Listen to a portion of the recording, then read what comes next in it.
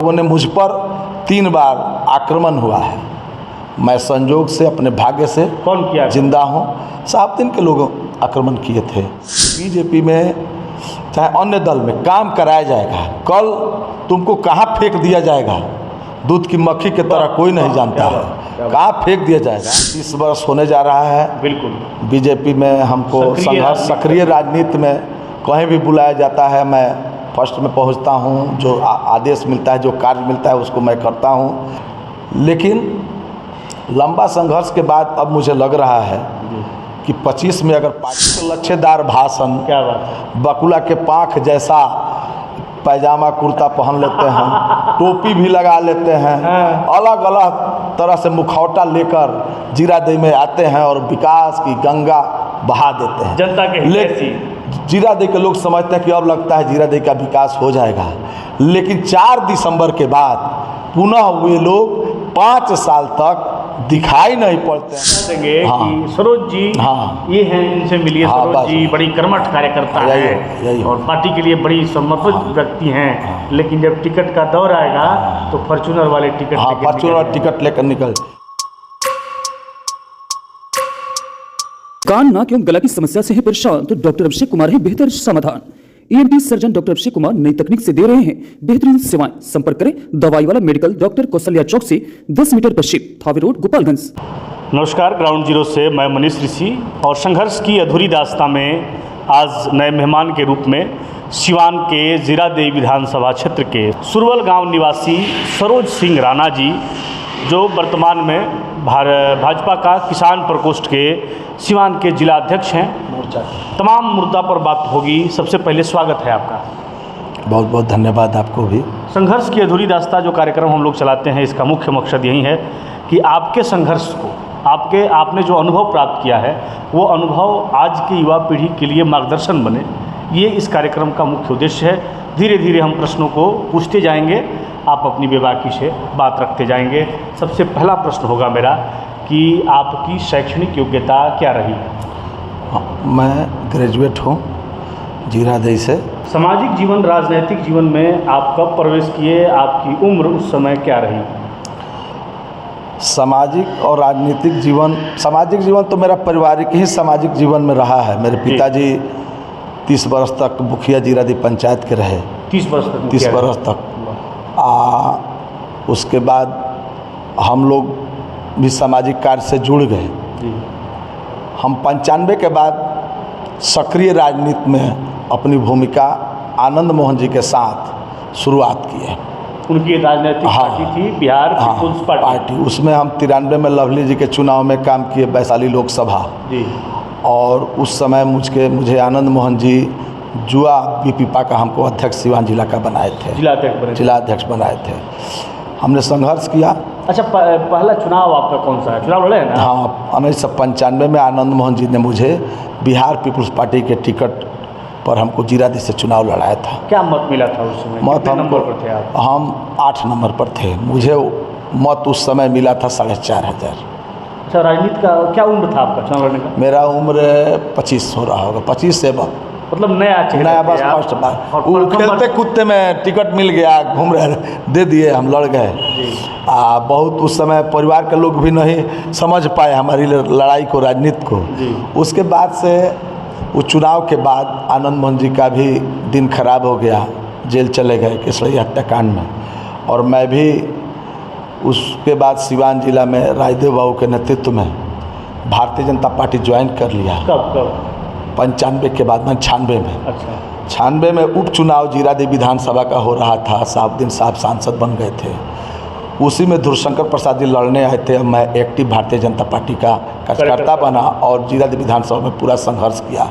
उनको लड़ाई में काफ़ी हमने मदद किया, जिसमें 3000 वोटों से धुरशंकर प्रसाद जी चुनाव हार गए थे। उसके बाद से हम लगातार बीजेपी के मंडल अध्यक्ष, उस समय हमारा मंडल यानी प्रखंड हुसैनगंज हुआ करता था, तो हुसैनगंज से हम 2 बार मंडल अध्यक्ष बनाए गए थे। उसके बाद जीरादेई जब हुआ प्रखंड नया, तो यहाँ भी 2 बार हम मंडल अध्यक्ष रहे। उसके बाद से जिला में महामंत्री के पद पर रहे बीजेपी के, मतलब उपाध्यक्ष के पद पर रहे।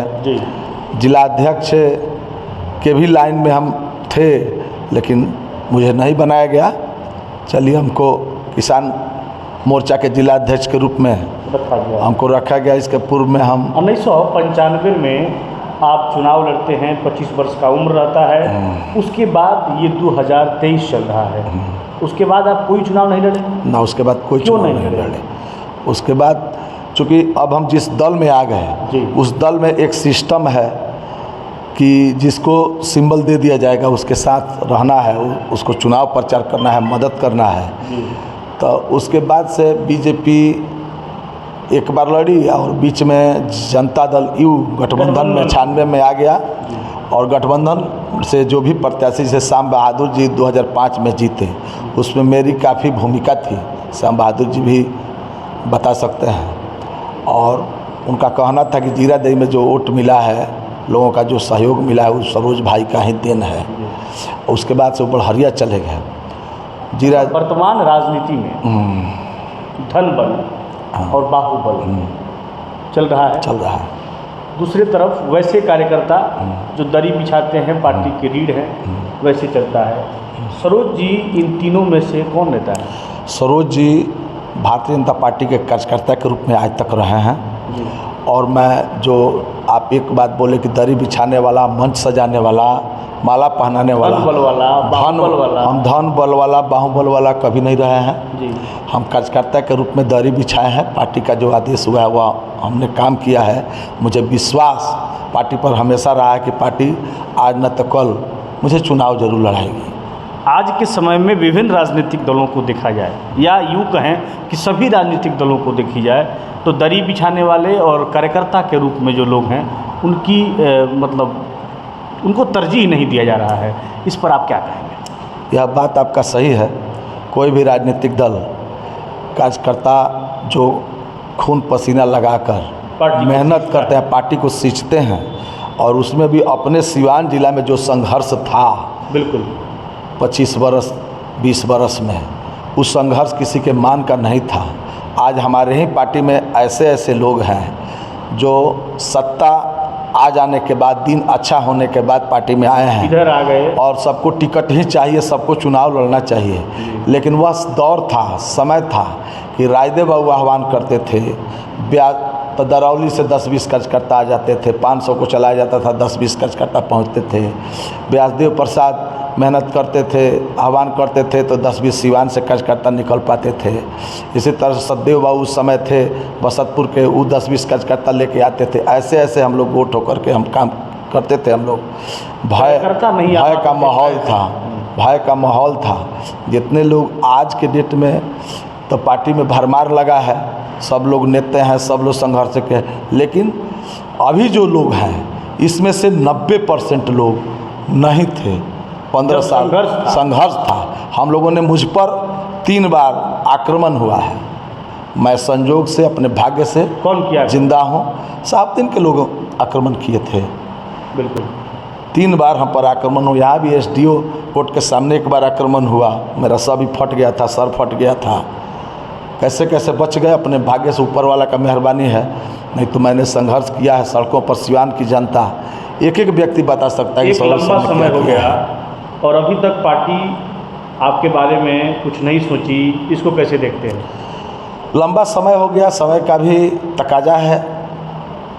लगभग 30 वर्ष होने जा रहा है। बिल्कुल बीजेपी में हमको संघर्ष, सक्रिय राजनीति में कहीं भी बुलाया जाता है, मैं फर्स्ट में पहुंचता हूं। जो आदेश मिलता है, जो कार्य मिलता है, उसको मैं करता हूं।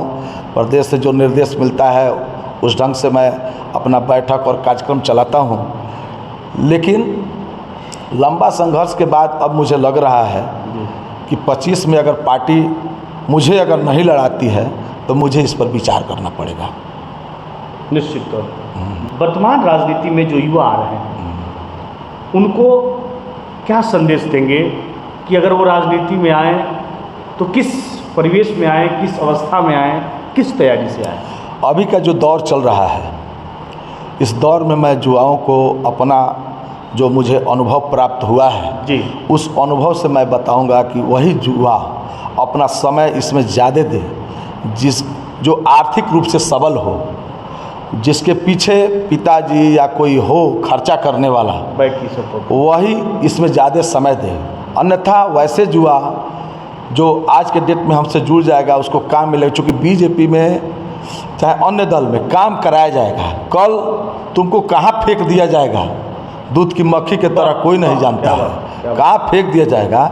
मेरा यही है कि अगर आप घर से ठीक ठाक हैं, आर्थिक सबल हैं, आपके पीछे आप पर पैसा खर्चा करने वाला कोई व्यक्ति है तो निसंकोच राजनीति कीजिए, कोई दिक्कत नहीं है, आपको करना भी चाहिए। जुआ नहीं आएगा तो देश कैसे विकास करेगा। लेकिन वैसे जुआ को हम हिदायत देंगे, हाथ जोड़कर उनसे निवेदन करेंगे कि आप पहले सबल बनिए, अपने आर्थिक जरिया को तैयार कीजिए कि जैसे आपका काम चले, आपके परिवार का काम चले। कल तुम आपका शादी होगा, बाल बच्चे होंगे, खर्चा कहाँ से आएगा, जो हमने भोगा है, बिल्कुल भोगा है, कोई यहाँ कुछ देने वाला नहीं है। आपका यही कह देंगे हाँ, कि सरोज जी हाँ, ये हैं, इनसे मिलिए। हाँ, सरोज जी बड़ी कर्मठ कार्यकर्ता है और पार्टी के लिए बड़ी समर्पित व्यक्ति हैं। लेकिन जब टिकट का दौर आएगा तो फॉर्चूनर वाले टिकट, हाँ, फॉर्चूनर टिकट लेकर निकल। एक हमारे यहाँ जीरादेई में 3 दिसंबर को राजेंद्र जयंती हम सब मनाते हैं। अच्छा। जिला प्रशासन भी जाता है, पूजा पाठ होता है। लेकिन जब जिस साल चुनावी वर्ष रहता है जी, चुनावी वर्ष विधानसभा या लोकसभा का, तो जीरादेई में लगता है कि विकास की गंगा बहने लगी। नेताओं के लच्छेदार भाषण, क्या बात, बकुला के पाँख जैसा पैजामा कुर्ता पहन लेते हैं, टोपी भी लगा लेते हैं, अलग अलग तरह से मुखौटा लेकर जीरादेई में आते हैं और विकास की गंगा बहा देते हैं जनता के लेकिन जीरादेई के लोग समझते हैं कि अब लगता है जीरादेई का विकास हो जाएगा। लेकिन 4 दिसंबर के बाद पुनः वे लोग 5 साल तक दिखाई नहीं पड़ते हैं। अगर चुनाव लड़ना है तो फिर चुनाव में आएंगे कि हमने ऐसा वादा किया था, आप वोट दीजिए।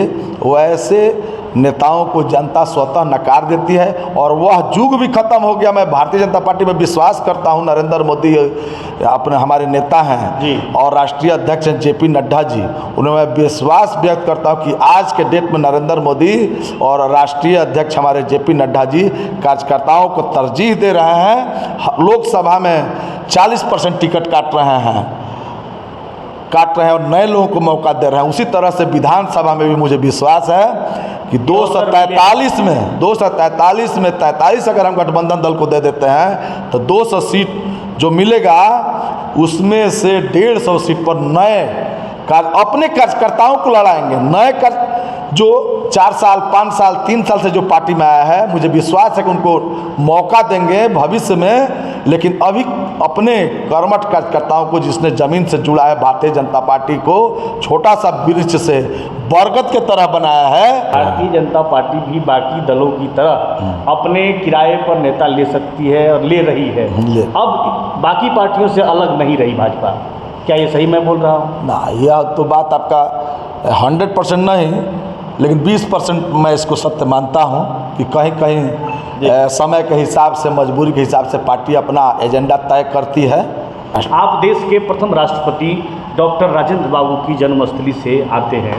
डॉक्टर राजेंद्र बाबू ये वो लोग हैं जो देश को आज़ाद कराने में अपना अहम योगदान दिए थे। कम शब्दों में मैं आपसे जानना चाहूँगा कि क्या राजेंद्र बाबू ने जो सपना देखा था वो सपना कितना पूरा हुआ, कितना अधूरा रहा? राजेंद्र बाबू ने जो सपना देखा था वह सपना पूरा नहीं हुआ, इसको हम कह सकते हैं। क्या उम्मीद है भविष्य में? हो सकता है कि इस पर काम हो, सपना पूरा हो। लेकिन अभी राजेंद्र बाबू का जो सपना था बिहार के विकास का, देश के विकास का, जीरादेई के विकास का, वह सपना अधूरा है, सपना पूर्ण नहीं हुआ। बहुत बहुत धन्यवाद समय देने के लिए। संघर्ष की अधूरी दस्ता में आज नए मेहमान के रूप में हमारे साथ सरोज जी थे। फिर किसी नए मेहमान के साथ हम आपके बीच मुखातिब होंगे। आप देखते रहिए ग्राउंड जीरो। मैं हूँ मनीष ऋषि। धन्यवाद।